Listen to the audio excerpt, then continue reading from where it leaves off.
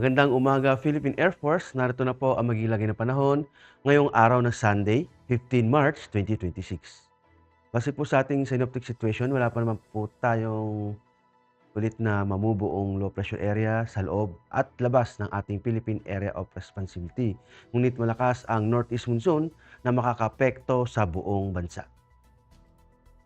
Dulot nga ng northeast monsoon ang Batanes, Babuyan Island, Cagayan, Isabela, Mountain Province, Ifugao, Apayao, Bicol Region, Northern Samar at Eastern Samar ay makakaranas ng maulap na kalangitan na may mahihinang pag-ulan.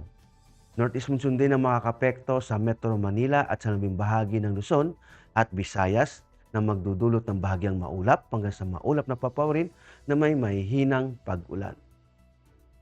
Sa Northern Mindanao, Caraga at Zamboanga Peninsula, northeast monsoon din ang makakapekto na magdudulot ng bahagyang maulap hanggang sa maulap na papawirin na may mahihinang pag-ulan. At sa labing bahagi ng Mindanao, magiging bahagyang maulap hanggang sa maulap na papawirin na may pulupulong pag-ulan, kulog at kidlat, dulot yan ng localized thunderstorms.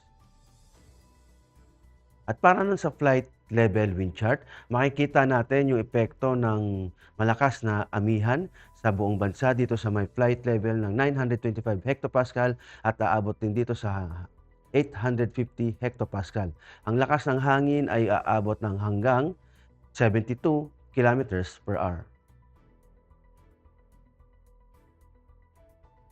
At pagdating naman dito sa 700 hectopascal, makikita natin na hanggang 18 kilometers per hour lang ang mararanasan sa malaking bahagi ng bansa. Ngunit mag-ingat sa mga close isobar na posibleng magkaroon ng mga wind gust. At pagdating naman dito sa may parte ng 500 hectopascal, makikita natin yung lakas, nag-westerly ang hangin at malakas ang hangin dito sa may southern part ng Palawan, kanlurang bahagi ng Mindanao at hanggang dito sa may southern part ng Mindanao na hanggang aabot ng 54 kilometers per hour. At para naman sa impact of flight operations, ang nasabing ang Bicol Region, Batanes, Cagayan, Isabela, Nueva Vizcaya, Apayao, Kalinga, Mountain Province, Ifugao, Northern Samar, Eastern Samar, Metro Manila, Visayas, Northern Mindanao, Caraga, Zamboanga Peninsula.